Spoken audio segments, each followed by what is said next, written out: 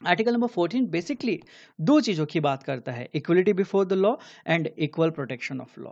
Equality before law का जो concept है ये ब्रिटिश कॉन्स्टिट्यूशन से लिया गया है, and equal protection of law का जो कॉन्सेप्ट है ये अमेरिकन कॉन्स्टिट्यूशन से लिया गया है। इन चीज़ों को बहुत ही अच्छे से गहराई से हमें समझना है।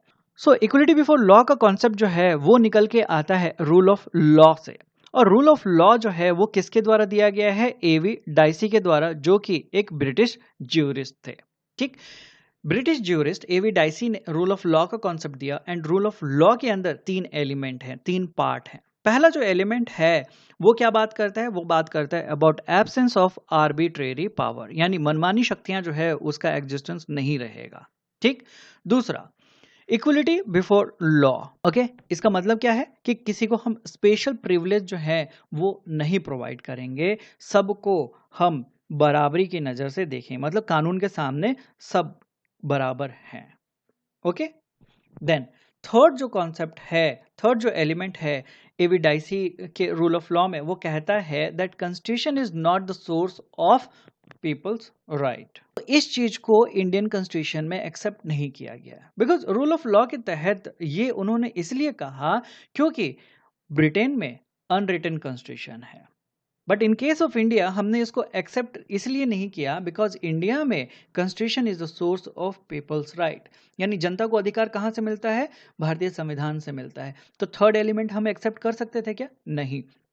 इसीलिए रूल ऑफ लॉ से सिर्फ दो एलिमेंट जो हैं वो एक्सेप्ट किए गए हैं इंडियन कॉन्स्टिट्यूशन में, और वो क्या है, absence of arbitrary power and equality before law, यानी कानून के सामने सबको बराबरी मिलेगी।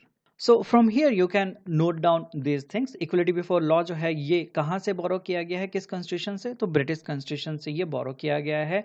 एंड इक्वलिटी बिफोर लॉ का जो कॉन्सेप्ट है वो कहाँ से निकल के आता है, रूल ऑफ लॉ से निकल के आता है, जो कि दिया गया है ब्रिटिश ज्यूरिस्ट एवी डाइसी के द्वारा। एंड रूल ऑफ लॉ के तहत उन्होंने तीन चीजें कही, पहला है एब्सेंस ऑफ आर्बिट्रेरी पावर, दूसरा है equality before law, and third उन्होंने कहा constitution is not the source of people's right, जो कि हमने एक्सेप्ट नहीं किया। यानी इंडियन कॉन्स्टिट्यूशन में हम देखते हैं कि फर्स्ट एंड सेकंड जो एलिमेंट है वही अप्लाई होता है, एंड इंडिया में थर्ड जो पार्ट है उसको हम अप्लाई नहीं कर सकते हैं, बिकॉज इंडिया में constitution is the source of individual rights. And supreme court ने रूल ऑफ लॉ को basic feature of Indian constitution बताया है। देन ये जो कॉन्सेप्ट है ये पॉजिटिव है कि नेगेटिव है, ये नेगेटिव कॉन्सेप्ट है, बिकॉज यहाँ पे स्टेट को कहा जाता है कि तुम ये चीजें नहीं करोगे।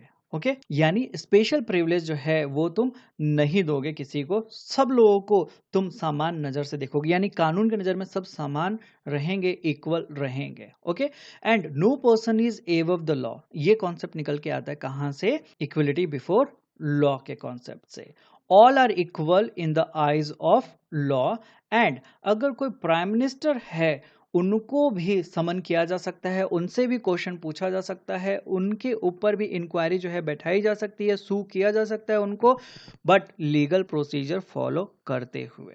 ओके, सो यहां से हम क्या देखते हैं कि यहां से इंश्योर किया जाता है कि सारे लोग जो हैं वो कानून के नज़र में बराबर हो, बराबर हैं।